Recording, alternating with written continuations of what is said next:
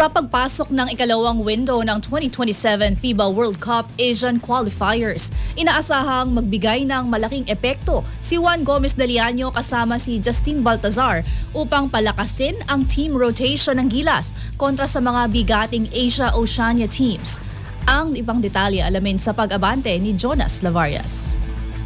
Matapos hindi mapasama sa final roster ng Gilas Pilipinas sa unang window ng 2027 FIBA World Cup Asian Qualifiers, handa na muling magbalik aksyon si Juan Gomez Deliaño para sa ikalawang window kontra sa powerhouse teams ng New Zealand at Australia. Sa isang closed-door camp sa Laguna, nagsimula na ang Gilas Pilipinas sa pag-iensayo nitong Lunes, habang ang ilang players na nasa ibang bansa ay nagsidatingan na rin upang makahabol. Sa eksklusibong panayam ng Abante Sports Now, ipinahayag ni Deliaño na sa pagkakataong ito, mas gamay niya na ang sistema ng programa kumpara sa kanyang unang pagsalang noong first window. For sure. I only had like a couple of days before.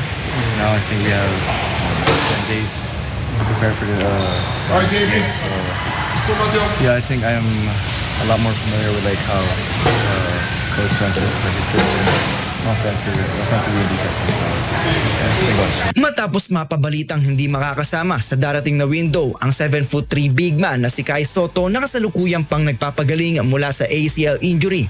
To the rest back naman ang Converge Fiverr Xers duo ni Juan na si Justin Baltazar bilang kapalit na sentro. Ani Gomez Deliaño, malaking bagay ang pagsali ni Baltazar na tiyak magbibigay ng inside presence at chemistry para sa koponan.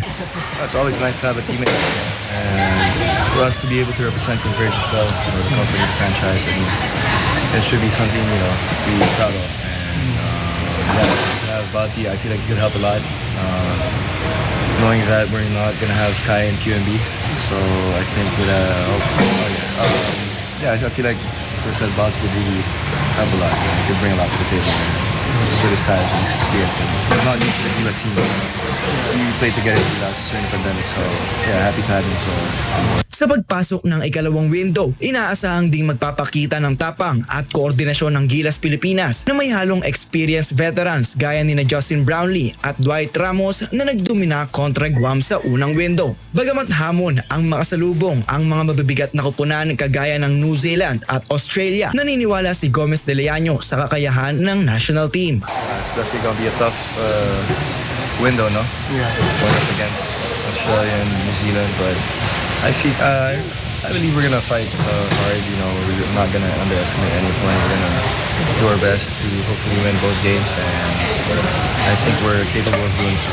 Especially with the guys that we have, the pieces. You know, they've been together for the past 2-3 years. So yeah, I think we could continue to turn things around and hopefully make it far.